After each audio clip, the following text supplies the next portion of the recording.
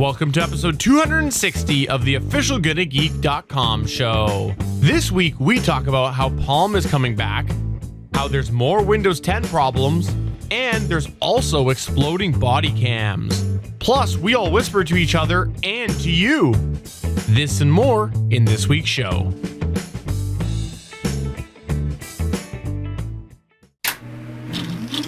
I'm Chris from All Things Good and Nerdy, a proud member of the Gonna Geek Network, just like the show you're listening to right now. The opinions expressed are those of the individual hosts. Make sure you check out all the other great podcasts at GonnaGeekNetwork.com and get ready because geekiness begins in 3, 2, 1. This is the official GonnaGeek.com show. Here we're a bunch of geeks talking about geeky things. Each week we run down the latest news and happenings in the world of geek. These are your hosts for the show, Steven. But what if I'm in the mood for a T-Swift story? Chris. I've heard the X is going to give it to you. And SP. That's how we roll on Gonna Geek on Monday night. We get crazy! Gonna Geek Productions presents the official GonnaGeek.com show.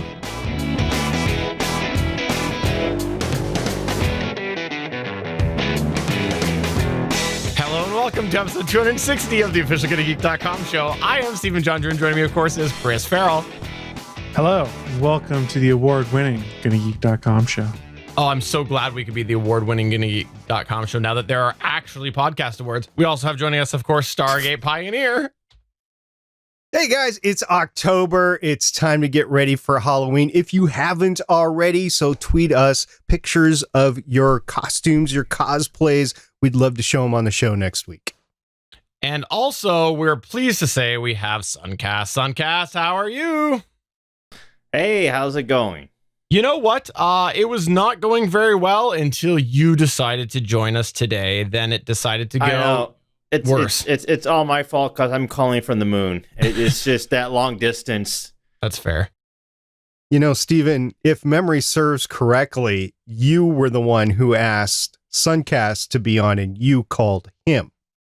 Because I have a secret moon connection, obviously. Hmm. Yes. Yes, you didn't know that, did you? Yes, it's just like the secret connection I have to all of your spouses and significant others. Is this an award-winning connection that is better than a Zencaster? So when we're not sitting here making random jokes that you probably don't get, we like to talk about the latest geek news. And guess what? If you are into geek news, we have a whole bunch of awesome, amazing, geeky podcasts that cover a bunch of amazing geeky news at GonnaGeekNetwork.com. We encourage you to head on over there and check them out because there is a lot of awesome geeky podcasts. But let's go ahead and move on to our news. Here we go.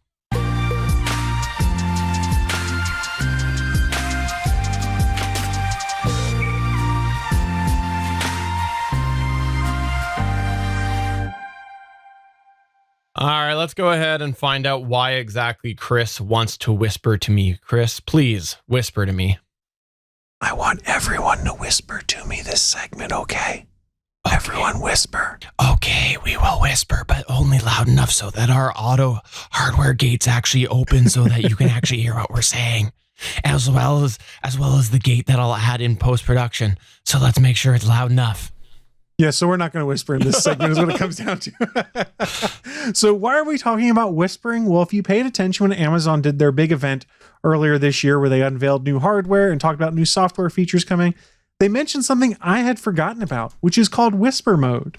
Well, imagine my surprise when I think it was either Sunday or Saturday, I saw that, hey, whisper mode has come to your Amazon Echoes. And I went, hey, what's this? And looked it up. And it is literally a special ability that will allow your Echo to whisper back to you. So say you're in the living room, the lights are down, people are half asleep on the couch, and you want to tell your Amazon voice services device to change channels, you can whisper to her. And if you have whisper mode enabled, she whispers back at a very low audio, which is kind of nice. So how do you set this up? Well, pretty much you just have to do one of two things. You can either say a word, enable whisper mode, or turn on whisper mode, something to that effect, and she'll figure out how to do it. Or you can go in the Amazon Voice Services app. I can't say the word. I don't want to trigger your devices. You can go into the settings there and then turn on whispered responses. And from that point forward, anytime you whisper to your Amazon device, it will whisper back to you. And for some reason, it just entertains the crap out of me. And I don't know why. But every time I do it, I then kind of snicker and laugh. I've only ever had to use it for like one real practical reason. The rest of it has just been because it made me laugh. And I just wanted to share it so that you guys too, if you have Amazon devices, can go and enjoy this. The only trade-off is it's only available, I believe, in North America at this point in time. I'm not 100% sure if it's outside the United States, but one article said North America, the other said United States. So, Steven, give it a try and find out post-show. Oh, I've given it a try, and it doesn't bloody well work. I still don't have proper voice recognition. I still don't have the proper voice like detection of people. The other one, the one where it continues listening afterwards for a second that you can turn on, still not here either. It's a bunch of crap, and this is why I would pick. If it was anywhere near comparable from the smart home perspective, I would have jumped ship to Google forever ago, because Google supports Canada. Feature comes out in the States, it's in Canada. Amazon is doing a poor job for us Canadians. So the follow-up thing is sometimes a good thing not to have. I forgot it was turned on my one I have in the basement. So I came down, it was 6 a.m. I was putting some stuff in the laundry as I was getting ready to go out the door. And my dog is laying in the dog bed here and he wouldn't get up. So I said, come on, buddy, let's go upstairs. And as he got up, I said, hey, A-word, turn off the downstairs light. And I said, come on, buddy, let's go upstairs right after that. And she started playing Buddy Holly on the upstairs group. It's 6 a.m. and my fiance is asleep and not waking up for another hour and a half to go to work. Yeah, that was bad. That sounds like a you problem, not a me problem. See, it is a me problem because I have the capability and you don't. I was explaining why this is a good thing. You can't get tripped up like this. See? He can get tripped up because he's done all sorts of group things with his devices, and I bet you he'll set them all off at one point. That's true. That's a good point. Maybe what we can do instead, though, is pair them all across our different households so that we can just everybody wake up when Chris makes a mistake. Well, Steven, we do know your calling service does work, so at least we got that going for us. So fun fact, I got a puppy this past weekend, and it occurred to me that I might want to turn on the drop-in feature if I can only enable it for myself, so that I could drop in the middle of the day and hear if puppy is whining. I guess, what are you going to do about it? You going to go home and let the puppy out? When you drop in, you can talk. You can talk to it. You can. See? You're gonna be one of these guys that gets like all the weird internet connected, camera connected stuff for your dog. The camera connected dog bowl, the camera connected collar. My neighbor actually has the camera that launches the treats. That is so cool. I gotta say, okay, that's really cool. My coworker has all that enabled, so I've seen that in action, and I can totally see Steven eventually doing that. Your dog is going to be spoiled. You know what I'll do, though, is I'll just set it up in your house so I can launch you a dog treat. Go on, SP. Go on. I've eaten dog treats before. Have you? Yeah, that's not surprising at all. I'm not surprised. All right, well, moving on. Let's find out why we're saying WTF Palm. I'm assuming this is about either the palms of my hand or about palm olive. Which is it? It's definitely palm olive and the palm of your hand, both together. Okay. No, seriously, what is this, Suncast? What is this? Palm is back, everybody. Yay! I know. Are they? So happy. Are they? Well, officially next month. So Palm is back with a brand new device, but it isn't a phone. It's a companion device that pairs with your existing phone. It's Palm's solution to large screen devices that are overtaking our lives. So let me run down the specs for you. And this is what you're going to find so funny. It's a 3.3 inch, 445 ppi, 720p resolution screen. It has a 12 megapixel rear camera and flash, an 8 megapixel front facing camera, 32 gigabytes of local storage, 3 gigabytes of RAM, no expandable storage, no headphone jack, an 800 milliamp battery. Yes, you heard that right, an 800 milliamp battery, a Qualcomm Snapdragon 435 processor, a proprietary optical sensor to unlock the phone with your face, but it's not 3D, so it's not secure enough for mobile payments. One speaker on front, a USB-C port for charging, one power button to lock and unlock the device, gesture control. It's running Android 8.1. It has no NFC, and I know this is the part that you're really excited about. It's water resistant up to IP68. So this device literally fits in the palm of your hand. Well, I don't know if you guys. I see what you did there. Yes.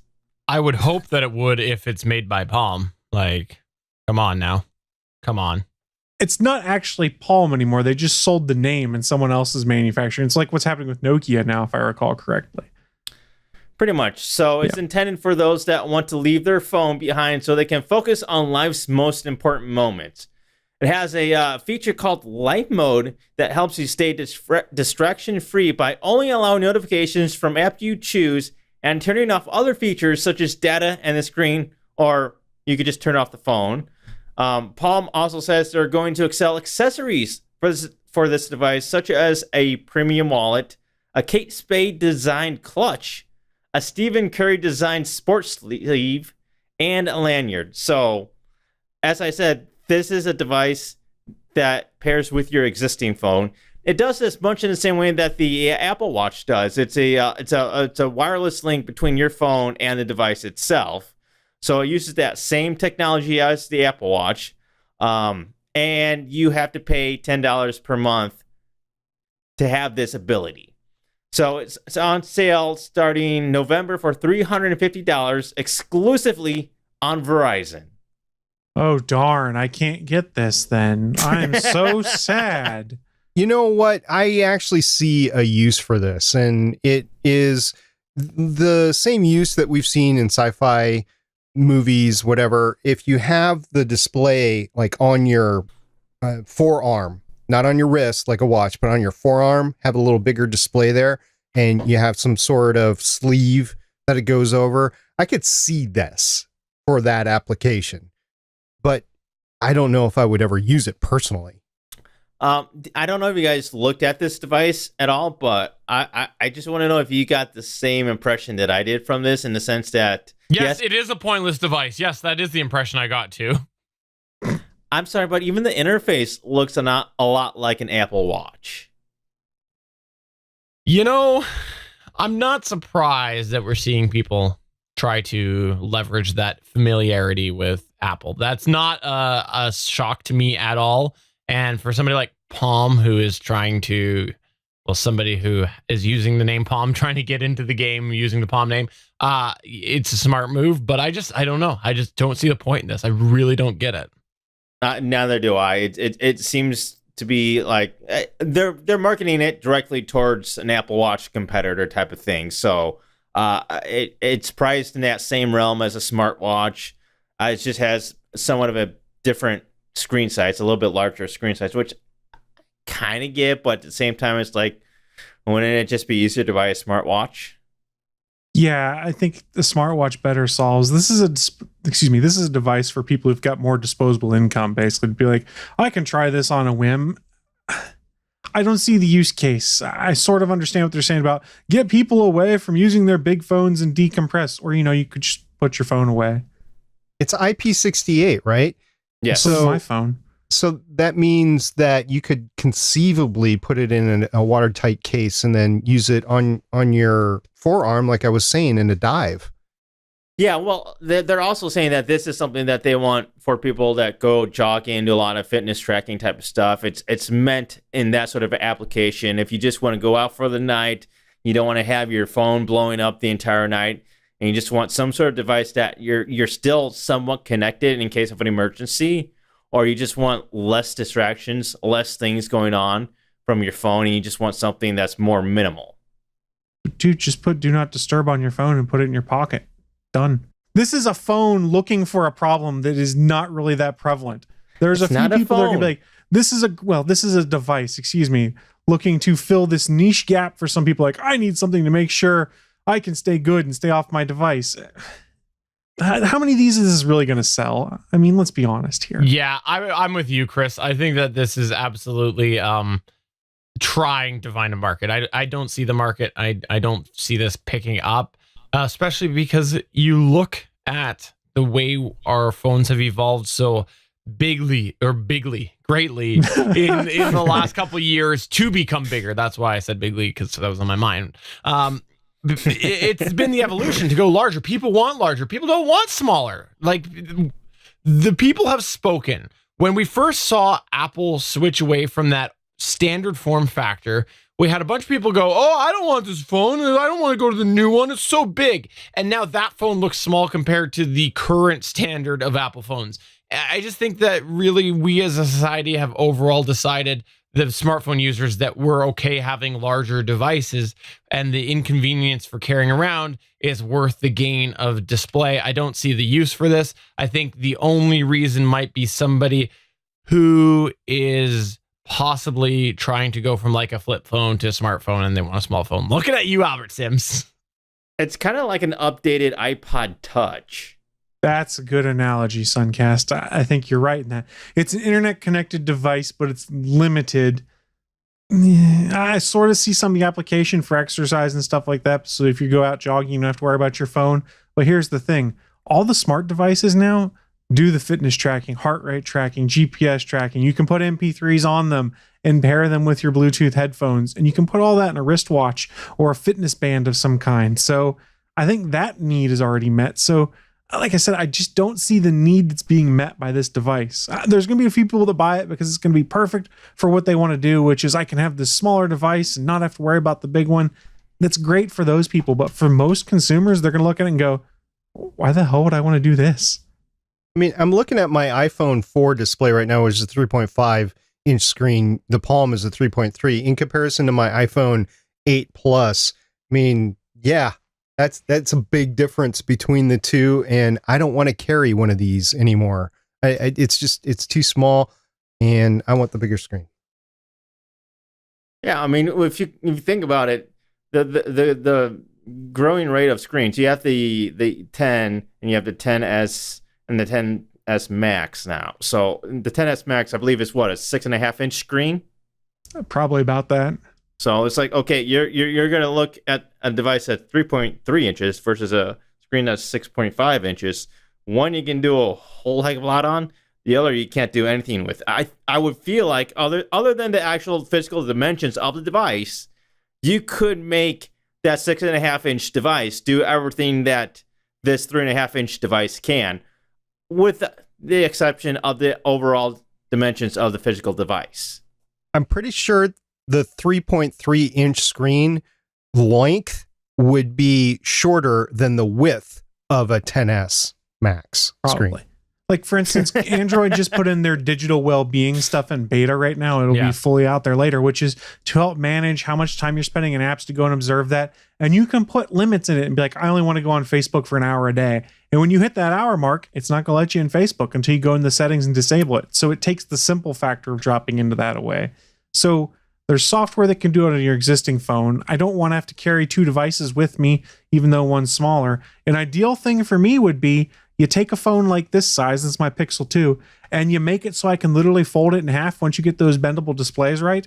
And that's the dream right there. Then I have my small device. Then I have my big device when I unfold it. And if you're really smart, you put an e-ink display on the back that shows like your calendar and stuff like that. That would be awesome. I don't think we're there anytime soon, but this companion device that's smaller, I don't get it. Maybe I'm just old and curmudgeonly and just don't get it. You're old and curmudgeon-y. That's accurate. Yeah. Didn't we establish that you were young and everything last week? Well, younger than you. Yeah. I don't think we established I was young. Head to our Facebook page at facebook.com/GonnaGeek. You can check out the clip that we're talking about from last week. Yeah, it's awesome. If I had been on last week, that would have been a different answer for me than Chris. I was born in 1982. I would have been alive when the Soyuz rocket had its failure. Second failure. Yes. Do you remember it, though? No. Well, you should remember it because I heard that you were part of the SNASA collection from the beginning. You were born into it. You're like a Borg baby. Is he part of Manifest? What they're not telling you is that NASA has captured the Doctor's TARDIS, and that's how Suncast went back to 1982 to sabotage the Soyuz capsule. He took the TARDIS back. Did you take the TARDIS back? Are you Doctor Who's companion? I already tried these time traveling jokes with you guys before, and it just didn't work out. Well, you should try them again. Maybe it works the second time or the third. Yeah, I've already covered all this in time. He's gone through multiple times. They didn't land any time. He just keeps going back and trying again. So was he stuck in a time loop? Yes. Yes. The key is once we laugh at one of his time jokes, he can get out of the loop. I'm sorry, Suncast. Is that better? Oh, thank God. This is like Groundhog Day for him, but worse. All right. So what we've decided on this was that it's an amazing product. It's fantastic. There's a lot of really good use cases for it. And Suncast said that he's going to buy it and review it on the show. Is that what we heard? As soon as you send me my talent fee. You forgot one last part. Steven said he was going to buy one for all the talent on the GonnaGeek.com show. We do have a lot of talent, and it's myself. I'm the talent. I'm all of the talent. All right, Nobody else. Nobody else is the talent. I can't take my hand down because you'll have to pixelate it. I'm sorry. All right. Well, moving on here. Let's talk briefly about some amazing changes that are happening within Windows 10.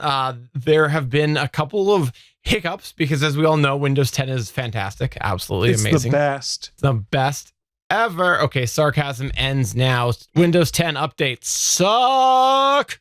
I'll say it right now. It's the worst. I'll say it. It's the worst Windows update experience that I have ever had with Windows is Windows 10 updates. They're terrible. Worse than Windows Vista?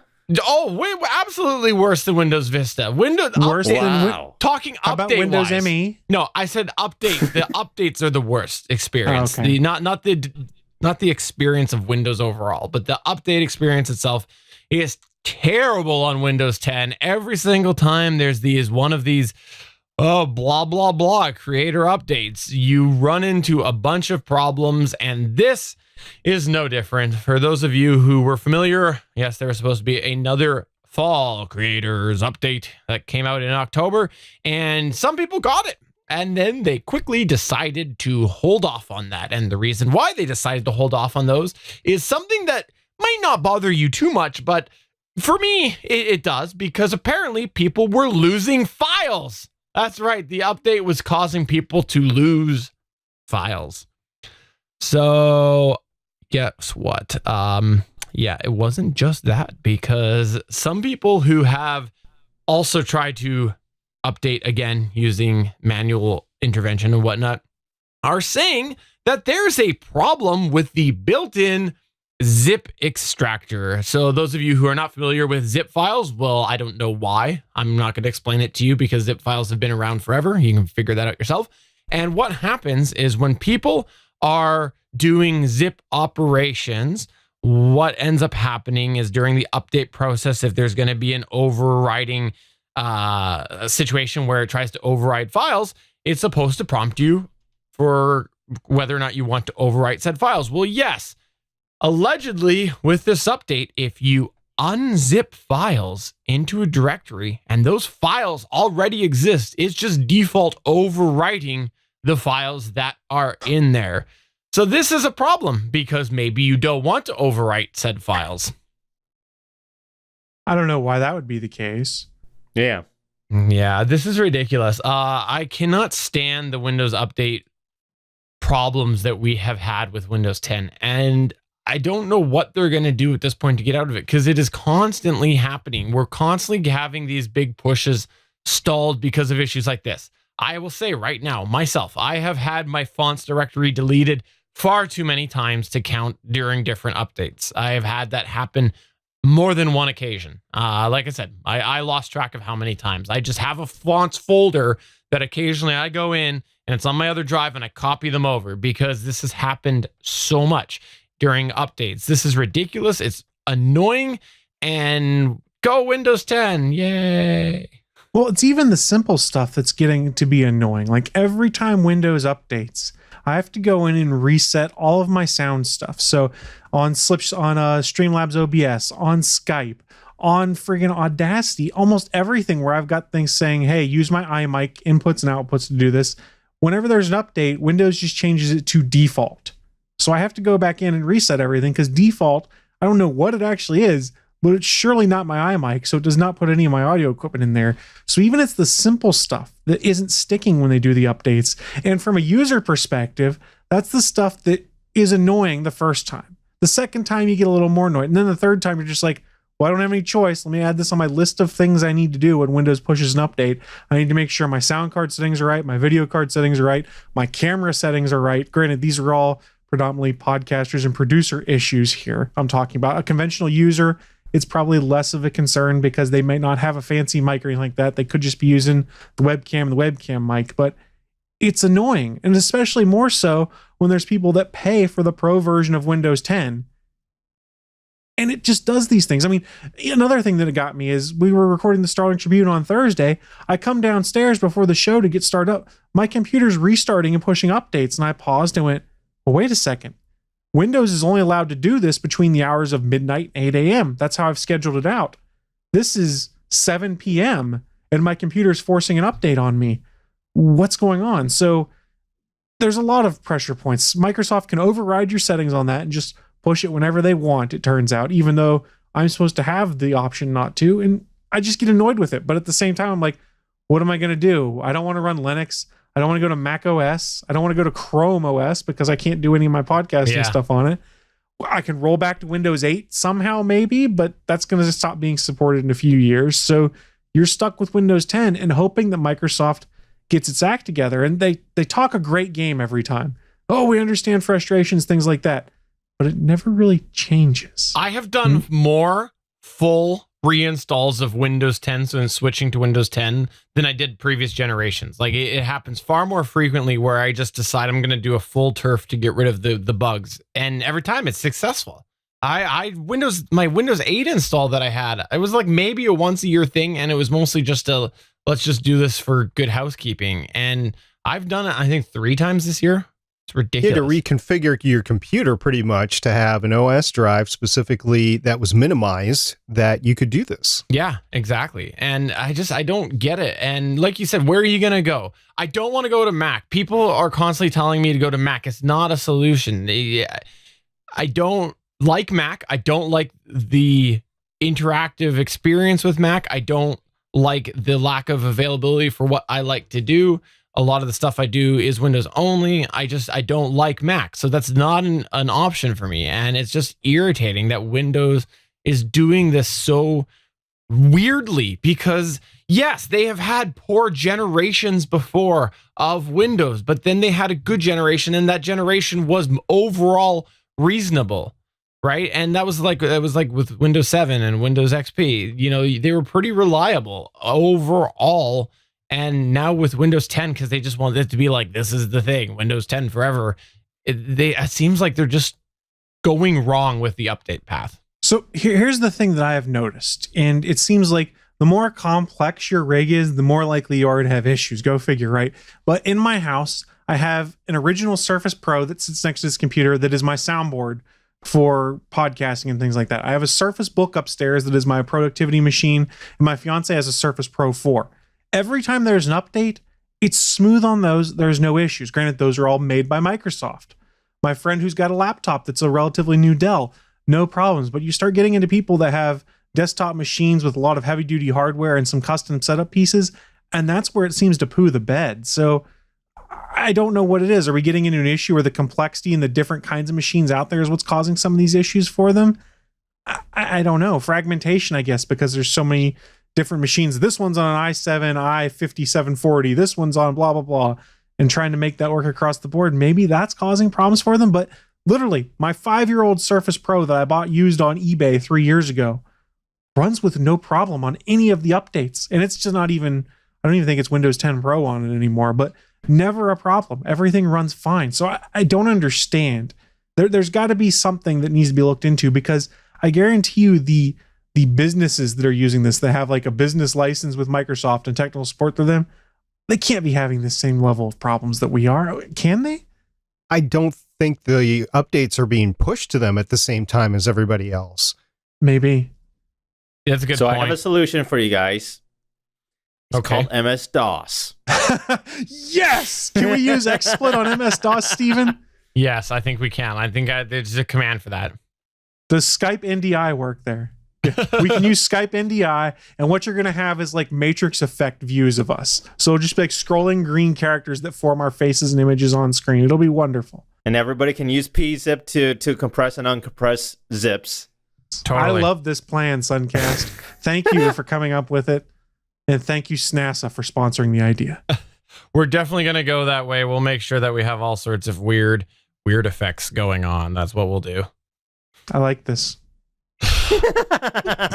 Okay, so let me ask Stargate Pioneer, moving on to the next news point here. What is this NYPD Yanks body cams? I'm assuming that was a typo and it's supposed to be NYPD Yanks body slams. Is that right? Whatever you actually need for your headcanon, Stephen. But no, that's not what we're talking about. We're talking about the New York Police Department, or NYPD. And the title of this article caught my eye on Gizmodo, said the NYPD yanks thousands of body cams after one allegedly caught on fire. Now, here are the details. In the article, Gizmodo says the New York Police Department has yanked thousands of police body cams from deployment after a unit burst into flames while an officer was wearing it in Staten Island, according to the Daily Beast. So they're quoting another publication. The Daily Beast wrote the type of camera in question, a Vivu model LE5, is in widespread deployment with about 2,990 cameras being used by police officers in 15 out of the 77 police precincts across the city.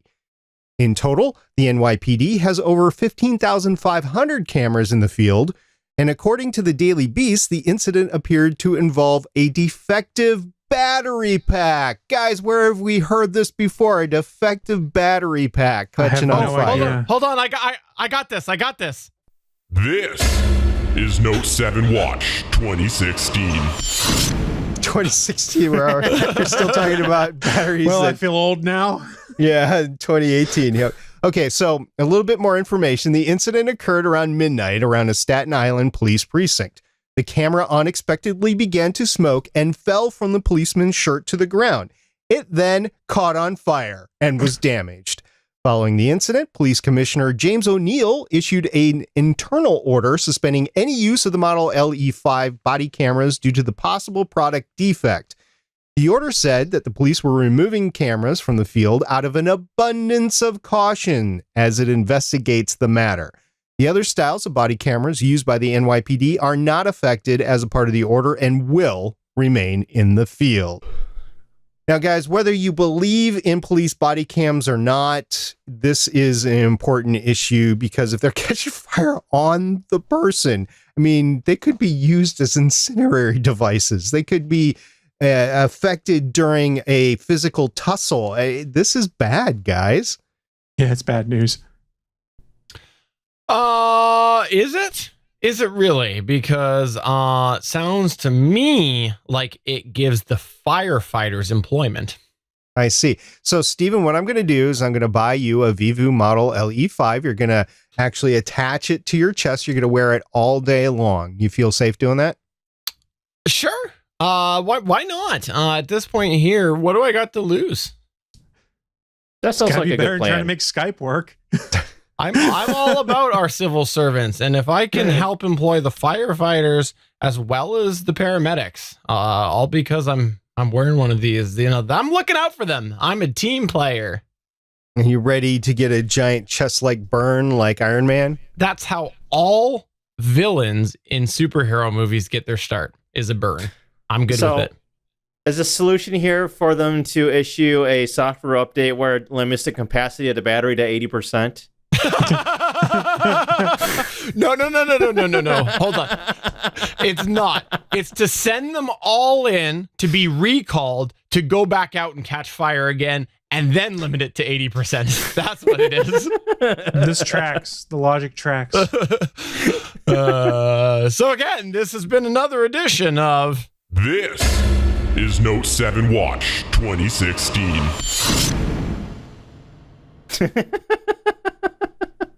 All right. Well, it wouldn't be an actual episode of the official GonnaGeek.com show if we didn't have some space news. What did you have in the extra today, Stargate Pioneer? What did you have going on in the space world this week? Well, last week we were looking at the Soyuz failure, and they said that the Roscosmos said that they would come out with a October 20th report. That has not materialized, at least not that I've seen so far in the news. So I'll keep looking for their official report on whether or not Soyuz will not be grounded, and then they will actually be able to launch with a manned mission, a crewed mission. You know, I was listening back to that episode when I edited it last week, and I got, again, hopping on the internet looking at different things and whatnot. And I gotta say, that photo where the cosmonaut and the astronaut were just sitting together on the couch after the abort was pretty powerful and pretty telling. Like, you know, just from a still image. It was... When they were hooked up to the IV machine, is that what the photo you're talking about? Yeah. Yeah, that would have been something, just trying to relax a little bit, kind of get some fluids in you after the launch, because they actually go through, all astronauts, cosmonauts, you go through a regimen of certain hydration before you actually launch, and they probably needed to be hydrated after that whole event. For sure. And finally, in our extra here, we've got a spoiler-free talk about a bit of Daredevil. Isn't that right, Chris Farrell? Yes. So on Friday, season 3 of Daredevil dropped on Netflix everywhere. I'm only 7 episodes in, but it is really good. For those of you that have watched Daredevil before, even those that haven't, it became very well known for how well its fight choreography was handled and had some of the best fight scenes out there. And one of the things that was famous in season 1 they did in season 2 was the hallway fight scenes that are intense and brutal, and they try and film in one take. Well, for season 3, and I'm going to keep everything but this slight minor spoiler out, they have upped their game. There is a moment where Matt Murdock has to go to a prison, and that's all I'm going to say about what happens there. But to get out of the prison is an 11-minute long fight. An 11-minute long fight that was filmed all in one take. Was the fight against Stephen Amell in prison? Is that where he went to prison? It was not. That would be cool, but it was not. Like I was saying, this fight is incredible. I watched it the first time, and I went, I wonder if they did this all in one take. And then I took to the internet, of course, and I saw an interview with Charlie Cox where he described the work that went into it, saying they actually gave us an entire day off just to rehearse this scene with everyone. Not just the stunt team and the actors, the camera crew, the sound department, everyone. He said, we did a couple of takes that were quite good. Then we had a couple of false starts. But then after lunch, we came back and we just had this one take that went monumentally well. And every single moment worked. We couldn't believe it. There were huge celebrations and cheering. So it is incredibly well done on screen. If you go back and rewatch it, you can sort of see one moment where Charlie Cox gets pulled out of frame so a stuntman can take his place for a few. But it's still you have to go and look for it. It's very well done. I think Charlie Cox did a lot of his own fighting in there from the way it looks. Guys, even if you don't watch Daredevil or you don't care, go check out episode 4, and I think it's about halfway through the episode. This fight itself is just really fun to watch. If you enjoy watching like fight choreography in martial arts movies or things like the John Wick movies or what you've seen in Arrow and stuff like that, it's really well done. The Daredevil team upped their game this season to pull off an 11-minute long fight with dialogue in it in one take. Wow, that's awesome. Because I gotta say, everybody talked about the hallway scene, and everybody knows I was late to the game for the original start of the Marvel.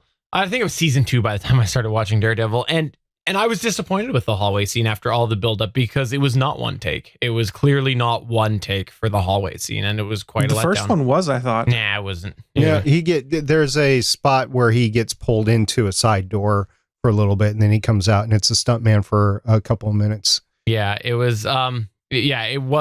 It was disappointing to me. So, in any case, I look forward to this, and I'm disappointing. It was still an awesome fight. Look, the only reason I remember that is because I was watching Charlie Cox at a panel in the Comic-Con, and he was talking about that specific scene and how that is all the choreography he had memorized. It was like the first week or first 2 weeks of filming when they filmed that scene. I got to hand it to Charlie Cox for that scene. He did monumentally well in season 1 for what time he had to learn the choreography. Charlie Cox is phenomenal in this series.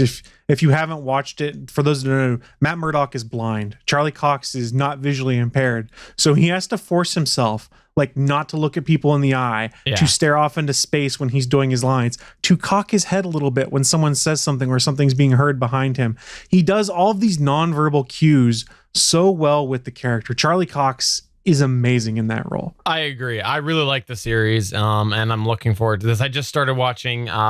I'm 3/4 of the way through episode 1, and then I had something come up and I couldn't finish watching right now. But I am looking forward to binging this any weekend now.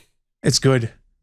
I don't see what the big deal is. We record Gonna Geek all the time in one take, and that's what, like 60 minutes. That's fair. That is true. What you don't see is underneath, like, these are all chest level pictures. Beneath it, we're kicking each other, and there's like kung fu fighting kicks going on. Right? Ow! Damn it, Steven. As it is, and we don't use stunt people either. We definitely don't use stunt people. No, I do all my own stunts. I do too. All right, well, let's go ahead and move on to Geek Wars. Oh, and by the way, we should also mention Luke Cage and Iron Fist canceled. Yeah, we'll talk about that on the new Discord server, which we'll get to telling you about at the end of the show after Geek Wars. So here we go.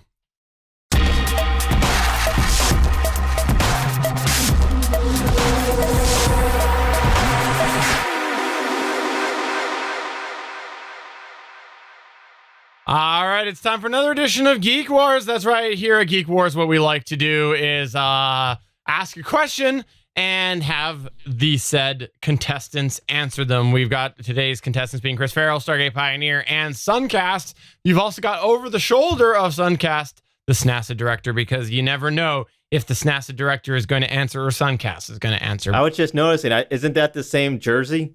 Is that the same? It is, isn't it? Well, you know, it's October and I was cosplaying as the SNASA director and I am the SNASA director. So it all just works out. You can cosplay as yourself? That's right. Especially if you're a world famous person like the SNASA director.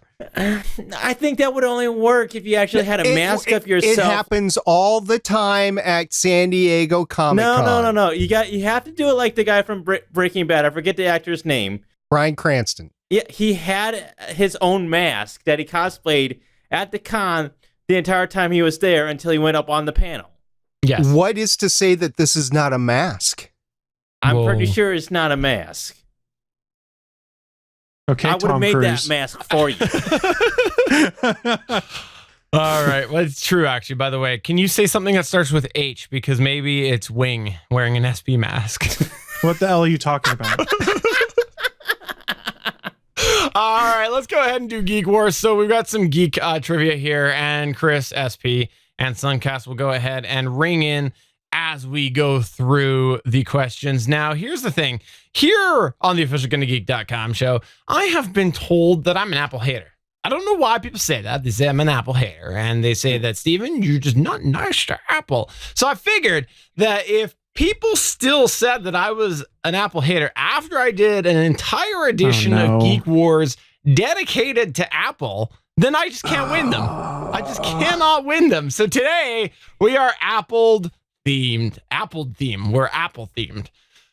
So let's go ahead and start off with an easy one. So we're talking here. about like Macintosh, Fuji, Honeycrisp. Granny Smith. I should have done that. Oh, that's a good idea. Okay, so I have a list of all the apples that are in season and when they're in season right now because I just went to the orchard. Ooh. This is Suncast really is a weird. cheat sheet. This isn't fair. I'm lodging a formal protest. I think you've tipped off some of the players, sir. Maybe I did. I could have. This is a farce and it's rigged. This is fake news. All right, so let's go ahead and start off with question number one. We'll start with a light one to get our feet wet. Question number one. Name one of two officially proposed solutions to the infamous antenna problem that the iPhone Suncast. 4 Chris. had. SB. I think it was Chris. Just barely beat you, Suncast. What? Use the bumper that Apple will nicely give you because it's so messed up. That is absolutely one. SP, SP, SP, SP. All right, SP, what's the other one? You're holding it wrong. Yes, that's correct. So those were the two officially proposed solutions by Apple. Was hold it differently or use a bumper. Yep. iPhone 4 right here. Yep. So there you go. So Chris and SP are at 1. Suncast is at 0. Even though I'm sure he'll dispute that later. All right. Jonah Gold, Empire, Red Delicious, Jonathan, Golden Delicious, Northern Spy. All right. Question number 2. In a bold move, one might call it courageous. Apple. SP. Chris, SP, go ahead. They removed the 3.5 millimeter jack. No, with the- that's not correct, which means you can't actually answer the question because you've already guessed incorrectly. I'll continue the question. Apple made a critical design change to a critical component of the desktop computer experience in 1998. You see, I did courageous throwing you guys off. I knew one of you would ring in. What was this change to? And for an extra point, what was the name of said device that they changed drastically? Again, a critical component to the Suncast. desktop computer. Suncast, what is it? Was it a single button mouse? It was not a single button mouse, but to be correct, the component that you're saying is the mouse. Is that your... Yes. Okay. So I will give you a point because it was the mouse. For an extra point, what was the nickname of the mouse? Chris? Was it the Magic Mouse? It was not. It was the hockey puck. It was that crappy circular mouse. If you Google it, the thing was incredibly awkward. It was I think it came with the first iMacs. It was just a round disc and everybody hated it. So eventually they switched it. Yeah. I'm Googling it. Yeah. The Google Apple hockey puck. It'll come right up. Terrible. What is that? Exactly. We'll go ahead and just hum here for a second so everybody can Google. Legally distinct. Legally distinct. All right. Question number 3. Introduced in July of 2000, Apple created a new Power Mac G4 desktop computer featuring a bold design, and it was introduced for a base price of $1,799 USD. This product was dropped from the line just 1 year later in July 2001 due to extremely poor sales because there was a more expandable G4 model that was available for $200 less. Chris, what was it?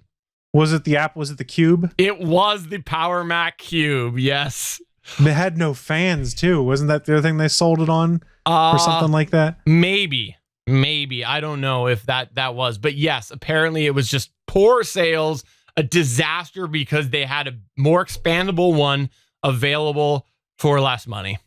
I'm going to date myself here. I remember going into a Comp USA around that time with my dad and going, what the hell is this? And my dad being like, this is dumb. And the salesman's like, this is great. You guys should check it out. We're like, no, and just walked out. Wait a minute. I got it. I know how that product came to be.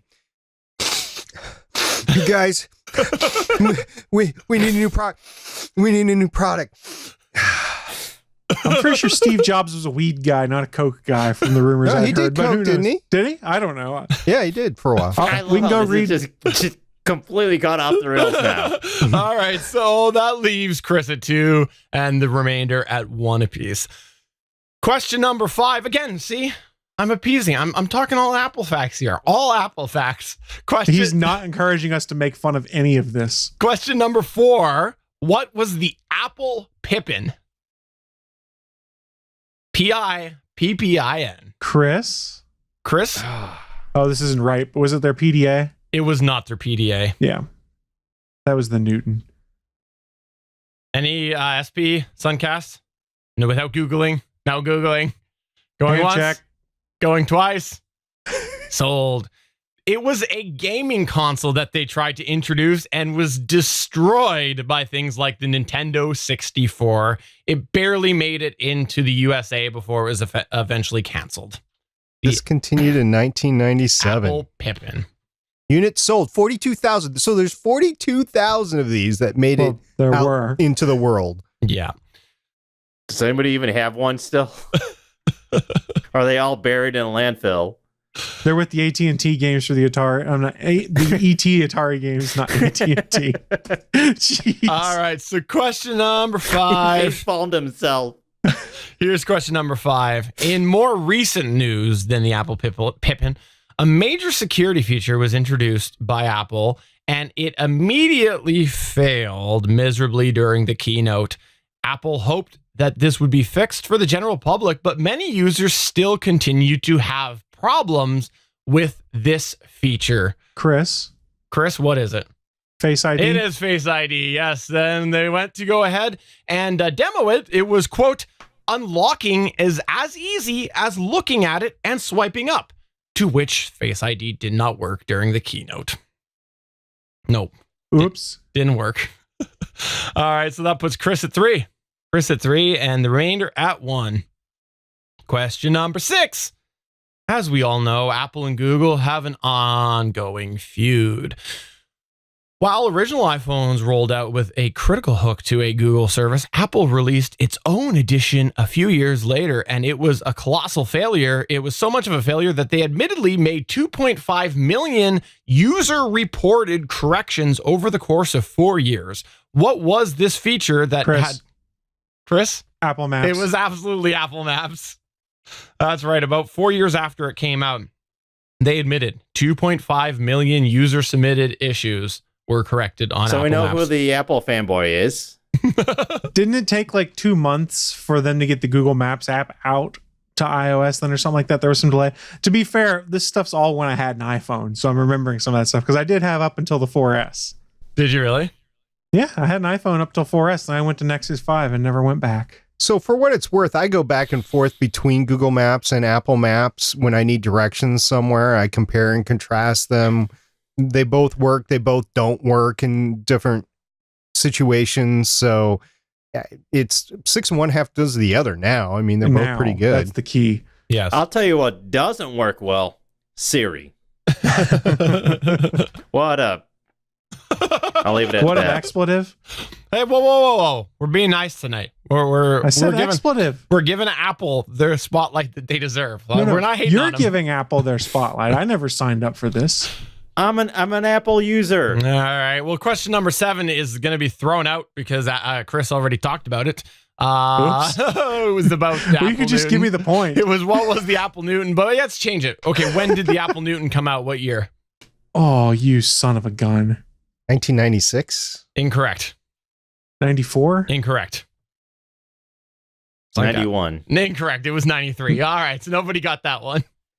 Wah, wah, wah. So Sorry, I ruined the question, The score guys. remains at 4 for Chris. 4 for Chris and 1 for the remainder. Question number 8. The Apple Newton, however, was mocked on The Simpsons when one of the bullies was leaving a reminder to, quote, beat up Martin, end quote. What was the joke that the Apple Newton translated it to? Because a friendly reminder, the Apple Newton was very, very hated because originally you tried to write on it and it would convert your writing to text, to actual typed text, and it was terrible. So what was, quote, beat up Martin changed to? I have no idea. I hope you guys do. I don't watch The Simpsons, so I haven't seen The Simpsons in over a decade. It was a long time ago, and it was changed to, quote, eat up Martha. Eat up Martha. It was hilarious. Oh. Beats me, Oh. man. Was Martha somebody's mother? No. Martha. How do you know that name? Sorry. Question number 9. This iPod was largely noted overall as a pain to use because of its simplistic design. SP. SP? Shuffle. It was indeed the iPod Shuffle. And just to finish the question, so we all know what we were saying, it was a pain to use because it required pushing the center button a bunch of different times. For example, you would click and hold the center button to go forward, but you would triple click it to go backwards. So, absolutely ridiculous design. Was this the one that was basically built into a thumb drive, that shuffle? It was, the one that people would clip on themselves, like their hair and everything. Yeah. It had no display on it. It was just a circle with a play button in the middle. All right. Well, let's go ahead and end this on a bang, since we know that, well, actually, we don't know. Yeah, we do know that Chris has won, because the score is at Chris for 4, SB at 2, and 1 for Suncast. So there you go. Yay! So the last question is, I think it's a highlight. I think it's a highlight. And the Apple III was arguably the biggest fail of Apple's history. The decision to not include a fan made the Apple III overheat, which caused chips to come loose and leave the machine non-functional. In a bizarre bit of tech support, Apple recommended that users lift the machine 5 centimeters, which is 2 inches, into the air and wait for it. Drop it to reseat the chips. This was their recommendation. Seriously? Yes. I love this so much. Steve Wozniak is quoted as saying that it had what percentage failure rate? Chris, what is it? 100. It is absolutely 100% is what Wow. Steve Wozniak said. Oh, Woz, we love you. Yeah. That's fantastic. Yeah. So anyways, there you go. There's your Apple edition of Geek Ida Wars. Red, You know, Mutsu, sorry. Northern Spy. All about Apple failures. I see how you roll. Was that all failures? I didn't realize that was all failures. I was just trying to highlight Apple. Again, trying to connect with the listeners. Yeah, that's it. There was no hidden agenda in this at all. I'm sure Chris could come up with a list of Google failures too. Yeah, it's called Google Reader, Google Plus, Google Buzz. Need I go on? I mean, the canning of Reader. Reader was Didn't amazing. Google had a Cube too? Yeah, it was that the Nexus Q, wasn't it, or something like that? It was a media player. Yeah. Yeah, Nexus Q. There's all sorts of failures out there. Everybody screws up. Let's be honest. We just take shots because it makes us laugh. So anyways, as Chris said, people do screw up, and his screw up is knowing Apple knowledge. There you go. Where's my trophy? Congratulations. You have to buy it. That works. I'll take the bell ringing as a trophy. It's a podcast award. That's the same trophy you got last year. No, because when it was last year, it faced that way, and this time it faces backwards. It's a double-sided trophy, SP. For the audio listeners, I have the trophy on from the official GonnaGeek.com show awards for the official GonnaGeek.com show, which you can find at geeks.link/awards. But that is going to take us towards the end of the show. Before we wrap up, we do want to talk about a special announcement that we've got, which is that the GonnaGeek.com website now has a Discord server. So if you're not familiar what Discord is, let's go ahead and turn it over to Stargate Pioneer to explain what Discord is. You're gonna dump this Cody suggestion on me, I see. All right, I see how it is. Okay, so Discord is basically a community-based chat program, largely for video gamers, but we've adapted it to a variety of different things.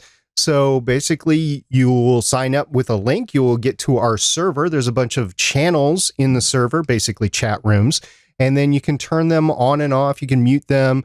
You can earn points while you're there. But the key thing is you can actually connect with your favorite Gonna Geek podcasters. There's a channel for each of the podcasts on there. Oh, and I then don't want to there's do that. general channels that you can actually go and connect with different people on just general subjects as well, like comic book talk, TV talk, tech and gear talk, stuff like we do here on Gonna Geek. There's also a Gonna Geek channel for the podcast. So lots of great stuff, and we're opening it up to everybody tonight as we record this live. So if you are listening to this later, you can go ahead and join in with the link that Steven has put in the show notes of the podcast. Which is GonnaGeek.com/Discord. That'll take you right over. Head on over to GonnaGeek.com/Discord. And if you've got a Discord account, jump in, say hi. You're going to see that I want to thank the entire network for giving it a shakedown over the last week. We did end up opening it to the network members first, just to see if there was anything going on as far as what we needed to add or change or bugs. We did have some of those. So thank you very much to all of the network folks who did help us give it a shakedown. And this episode will drop on Thursday, so we'll probably see more of an increase then. But I am going to head over to gonnageek.com, and I'm going to put a little icon on the website for Discord. And I have a feeling that I found a good home for it, because I have a Google Plus icon on gonnageek.com, so I might just go ahead and swap that out for a Discord icon. Easy enough. So please come on by and say hi. Geeks.live will still continue to be the chat room for the live stream. So again, that's Geeks.live, where you can find all of the live stuff, including this show, which happens on Mondays at 8:45 p.m. Eastern Time. That's 5:45 p.m. Pacific Time, unless we have technical problems. But Suncast, you came on here, you participated in another edition of Geek Wars, and you also gave us awesome insider knowledge on the wonderful Palm device. So I should give you a moment to plug and promote and do whatever you'd like to do. Go ahead and plug and promote. Tell people where they can find you. So I'm a producer with GFQ Network. You can find us at gfqnetwork.com. We have a variety of shows on there. Some of our big ones is What to Talk, or What to Tech with Paul Thurrott. He's a big tech journalist, covers a lot of tech news out there. We also have a wrestling show called Mat Men, which is a whole lot of fun and just absolutely crazy. We also have a hair loss show. So if you are suffering with hair loss, know somebody that's suffering from hair loss, just want more insight into the hair loss community, we have a show called The Bald Truth. You can find all those at gfqnetwork.com. Fun fact, I think there's also a new show on there called The Apple Truth. I think he's going to talk about all the latest types of apples. Or was it What the Apple? Was that the one you went for there? We're going with apples. Okay, apples. You can go ahead and check that out. Or is it Apple News Weekly? Is that what it was? No, that's so old. we don't like ripping off other people's names. Maybe who would rip off someone else's name? That's just so unprofessional. No. Yeah. You know what you could do? You could do better appling. That's what you could do. Doesn't roll off the tongue. Chris, SP, either of you have anything that you want to plug or promote? I sure do. We started season 7 of Arrow over on the Starling Tribune. That episode is out both on video and audio now. So you can go ahead and listen to our reactions to the season 7 premiere. And we're looking forward to a good season. We got a new showrunner. And if Arrow doesn't float our boat, there's always Legends of Tomorrow. And everybody's looking for the crossover here because they're filming it right now, but we won't actually get to see it until after Thanksgiving. American Thanksgiving. Chris Farrell, anything that you want to plug or promote? Hey guys, go check out the Discord. Steven gave you the link for that already. There, you can come and take part in our written shenanigans over there. I'm sure we'll find some ridiculous stuff to get into. And also, just a blanket statement, we got a great network of podcasts. You're watching this right now on Geeks.live. If you're watching the live stream, we'd love for you to come check out some of the other live content. So if you just scroll down to the bottom of the page, you can keep this video playing. You'll see a calendar that details all of the other live shows that are on the network.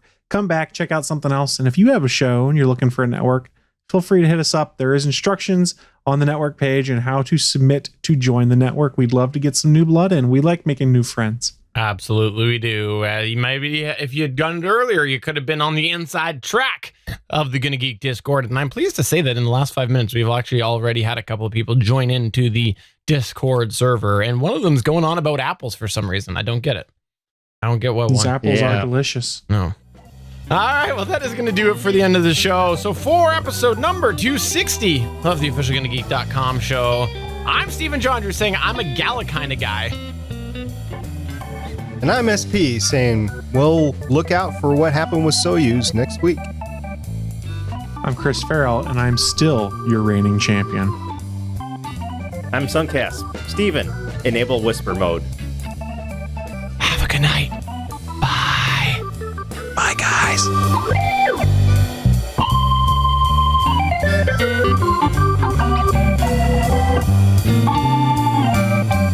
Thanks Thanks for checking out another episode of the official GonnaGeek.com show. If you like the show, please give us a 5-star review in Apple Podcasts or a thumbs up on YouTube. You can always join us for our live recording sessions, which stream Mondays at 8:45 p.m. Eastern at www.geeks.live. And remember, you can find our full back catalog at GonnaGeek.com/show. If you're itching for more geeky content, check out other shows on GonnaGeekNetwork.com.